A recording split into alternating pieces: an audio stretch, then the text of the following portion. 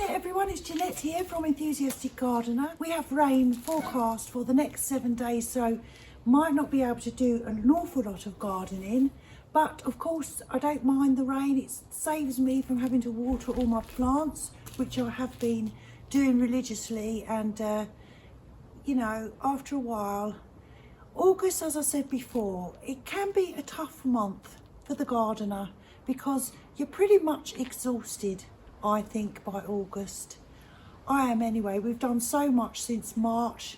We've just, you know, savoured every moment and been out there all the time, and by August you're flagging to keep it all going. Mine's not looking too bad at the moment, but I think August is a very, very good time to have a little reassess, because most of our plants have reached their mature heights and everything by now, so we can see what things might be getting a little squashed. And that was what I was doing the other day. Yesterday we had a little bit of sunshine, so I sat outside and I was having a look around and thinking what I can move, because obviously when we plant everything in the spring, it's all bare. We forget how big things get. Well, I do anyway. So I thought, good idea, let's go around the garden, and maybe this is something that you could do as well, because there are a lot of things getting squashed and a lot of things that I could move, and I thought you might like to see. It might give you some ideas of the same thing, and it's raining, so there's not a lot else we can do today, at least anyway. So let me show you this border here. Now, a lot of this is in containers, it's movable.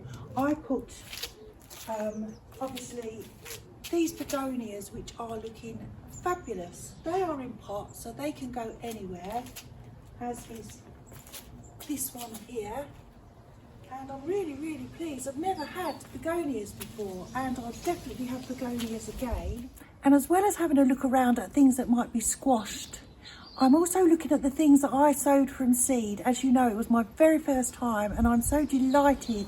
These, for example, these are zinnias, and I think they're beautiful, and they're flowering later in the season, so I'm looking for things that will take me through longer.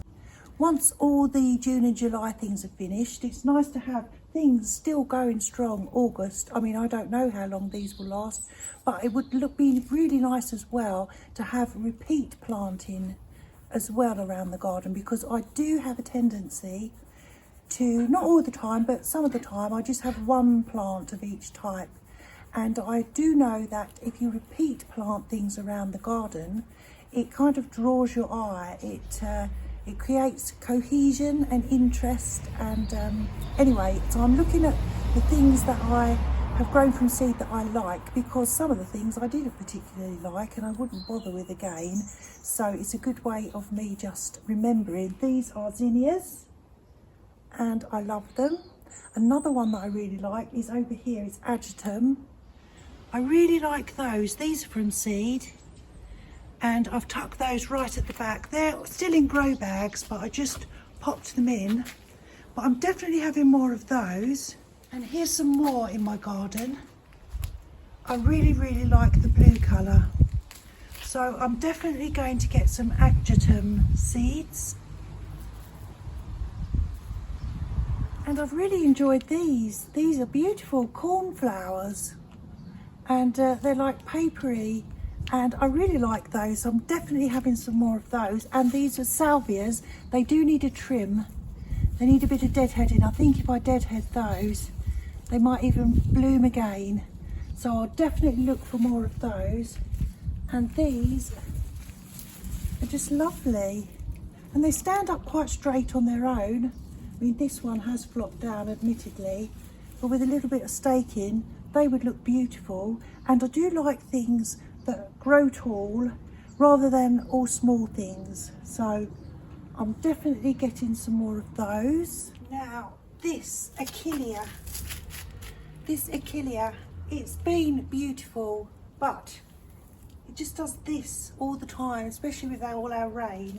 So I think this needs to be moved. I think it needs to be moved into a border somewhere where it can have a little bit more support, perhaps by things around it, rather than flopping over at the front of the border, so that's something that I can consider. And as well, I have, now I don't even know if you can see right behind here, and that's my whole point, Shasta daisies. The Shasta daisies are too hidden. They need to be brought forward a bit. Obviously this is in the way and I can move that, but even so, they're too tucked away to be enjoyed. This beautiful rose back here, oh, planted it up against the fence. It might get bigger next year, but it had beautiful white flowers which you couldn't even see, so that's a mistake. That needs to be moved because you can't even see that. I've got this beautiful Crocosmia here.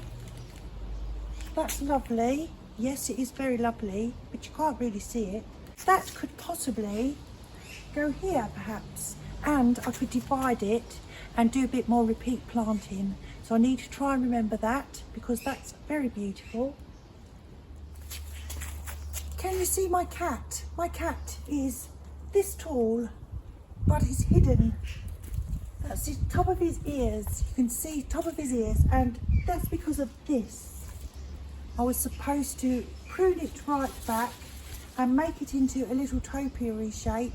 No, I haven't done it yet, but I must do that to reveal my lovely beautiful cat, which I got from a boot sale, and it was a bargain price. I've had him a few years now and I really love him, but you can't see him. One of my most favourite things in the garden, particularly in the autumn, and I urge you all to get sedum autumn joy, but look, that is going to be a stunningly beautiful purpley mauve flower which will last forever. You can just see the beginnings of it now, but look, it's squashed, and we're not going to see the beauty of this. And if we look over at the other part of the garden where I have one growing, you can see how magnificent it is if it's got a bit of space, and it's loving it here in this position. So what I'm going to do next time, I'm going to take this out, and I think that it would look really nice maybe over here, so I could put it in here instead, and then it will do a little bit of the repeat planting that I was talking about, so that can be moved. Another good example is this, my beautiful little cherry which I planted, and look how close I planted it to the fascia. How ridiculous is that? But I didn't realise.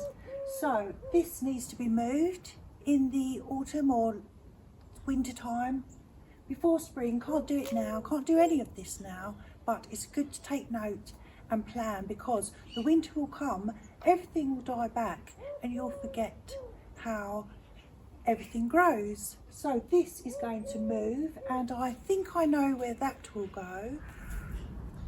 And I think I'm going to put the cherry here in place of this pear tree, which does not look very productive at all. Maybe it will if I leave it in for another year. I'm not sure. I'll think about what to do with the pear, but I think the cherry will go here instead. Something that I'm loving in the garden is this verbena, and it's this tall. It's so tall and it's beautiful and it's willowy, and it rains and rains and it doesn't flop. Maybe I shouldn't have said that because maybe it will, but I think it's beautiful and I like it to have height here, but you can still see through. So I've got some more verbena just behind me here at the back of this border, and it's not so noticeable, I don't think, and this one just gets tangled up in the clematis, but I don't think it has so much impact here, so I could take that out and dot some more elsewhere, again for repeat planting. Another thing, this beautiful, and it is beautiful, is a David Austin rose that my friend Jean Leach gave me, and I put it in completely the wrong place. All of this was just as tall as this as well, but I pruned it every time a bud fades to the 5 leaves, which is a good tip, prune it to 5 leaves, and a new shoot, strong shoot, will grow from 5 leaves. If you do it to 3, it's a little weaker. Anyway, I digress. So all I'm trying to say is the whole thing has been this tall, far too tall. So that needs to go into another area. I haven't worked out quite where yet, but it just confirms what I'm trying to say, that now's the time to reassess. I could go on and on and on at all the things I could move. This is the last one. All I'm trying to do is to maybe get you thinking the same thing. While the garden is at its mature state, now's the time to assess, because as I just said, when everything's died back, we are going to forget. We will forget. Now this here, one of my favourites, Veronicastrum. I love it. I absolutely love it. But I've planted it right next to my limelight, little lime, and they're competing.